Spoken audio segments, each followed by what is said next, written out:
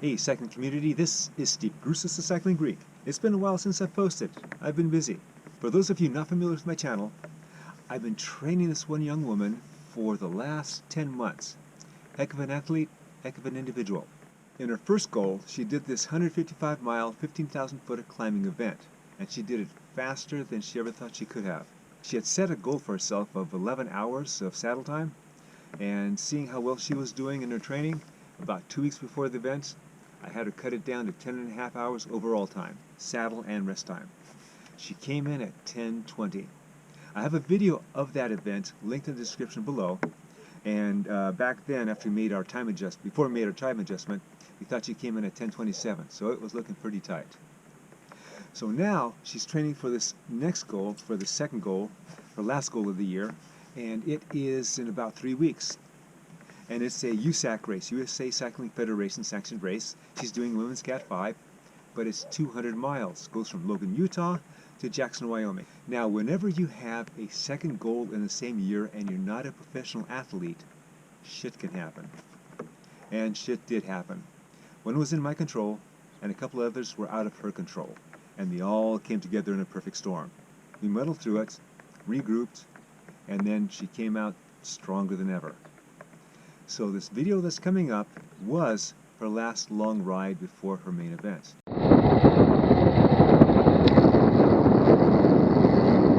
Because this was going to be a huge ride, we started at dark 30.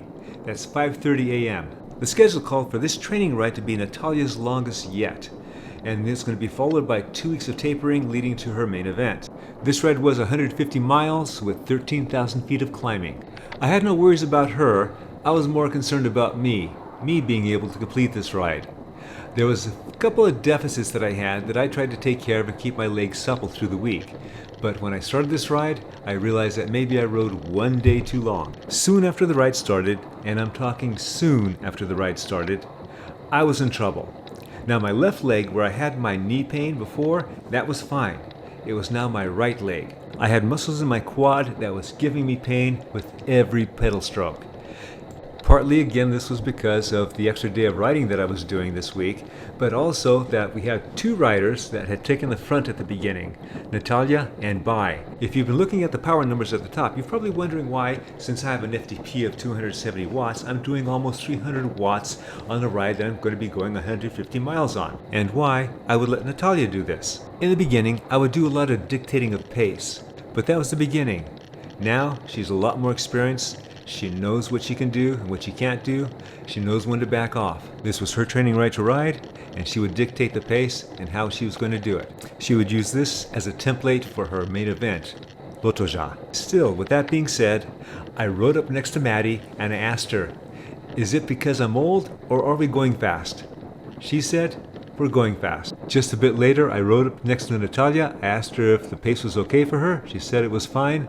So then, right there, I knew this was going to be an ugly day for me. If you look at the distance in the upper right-hand corner, we've barely gone 3 miles. When we got to the climbs, she finally slowed down, which allowed me to slow down, which allowed my leg to slowly start losing its pain it acquired. Currently, we're at about 4,500 feet, so we've been climbing for a while. So I think at this point, the pain in my thigh pretty much has gone away. But I am oh so aware that it can come back. So I was being as conservative as I could. Fortunately, I enjoy climbing and I'm pretty good at it. I was therefore able to go at a pace where she would not get bored, come around me, go faster, where I would be suffering on her wheel. Our second rest stop is in the town of Shaver. Now we have climbed 5,500 feet in only 38 miles. The 3 of us that are left are joined by 2 others who are going to do the upper loop with us. After a key flat repair, we then rode on to a part of the course that Natalia was particularly interested in. Ordinarily, I design the route. I then confer with Natalia, we discuss possible changes that she has, we finalize, and that's our route for the following Saturday. For this particular route, she designed the course. She wanted to mimic a key part of the Lotoja course. I made my additions, and that's what we're doing today. And that part of the course that she wanted to mimic, you're seeing it now. It's about a 3.5 mile wall.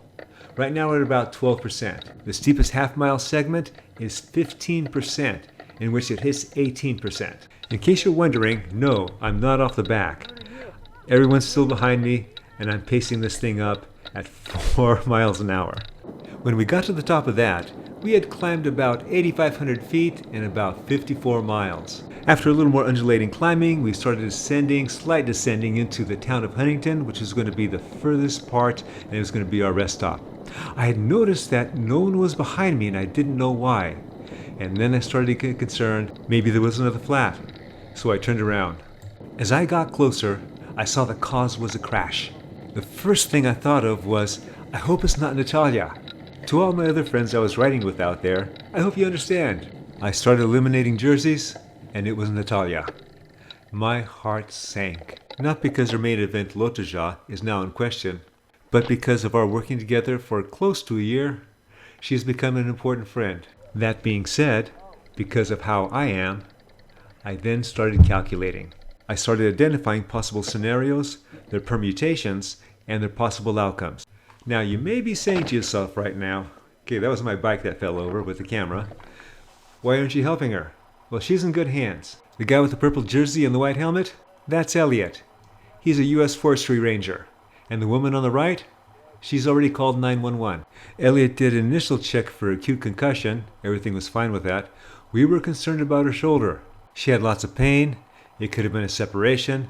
Could have been a collar break. As her coach, I have to keep in mind that even though we are very similar in how we approach certain things and the fervor that we employ, that there are differences. The first is experience.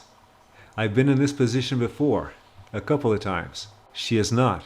And the second is our genders. If this turned out to be a season-ending crash, then she would have to emotionally come to terms with that. Everybody is different in how fast that would happen. Now, you can do things to help the healing process, such as speaking with friends, speaking with professionals, but pretty much the body and the mind are going to go as fast as they're going to go. As long as you don't inappropriately fight it, you'll be fine. Now, I'm confident that she would quickly get to the point that I usually get to way too many times. She'll do 3 things. The first 2 are ask questions of herself. What's next? How do I get there? And the third, she'll start calculating a path. Right before she was put into the ambulance, we did the only thing we could. We took a group picture. Now, not pictured here is Forest Ranger Elliot. He's the one taking the picture. After she was transported, we quickly got on our bikes because it had started to rain just a little bit, and there was threat of thunderstorms coming. Fortunately, the rain never appeared again. We went to Huntington, stopped at the store, and everybody was pretty relaxed except me. Now I was thinking that I had to get down as quick as I can so then I can go to emergency and see how she's doing. And so I started to rush everybody. Again to my friends, I hope I wasn't too obnoxious. Bai and Red actually took off much earlier. Gary, Kevin, and I took off together. Now, Gary slowed up a bit because he had another 50 miles to do. He was doing a slightly different path. He ended up with 172 miles that day. This was Kevin's first time in this area, and so he was letting me do most of the pulling. I was happy with that because I was focused and I wanted to get back to the car as soon as I could. Elliot either screamed down to his car in Shaver so he can come back up and pick up Natalia's bike, or he was given a ride there. As we were coming into Shaver, we crossed paths with Elliot. Thankfully, he left food and water for us back at Kevin's car. I tanked up and on I went. From the rest stop in Huntington down to my car was about 60 miles. And other than the pull that you saw Kevin take, this was one long time trial for me. The pain that I had earlier was gone and I was focused. I usually end up with a TSS score for the entire week of somewhere between 500 and 600. This ride for me was over 800. When I got to the car, I had put in 122 miles and just about 12,000 feet of climbing. I went home, showered up, ate a little bit. My wife and I went to emergency. She spoke with Natalia's mother while I went to see Natalia. And fortunately, it was just bruised muscles. Nothing worse than that.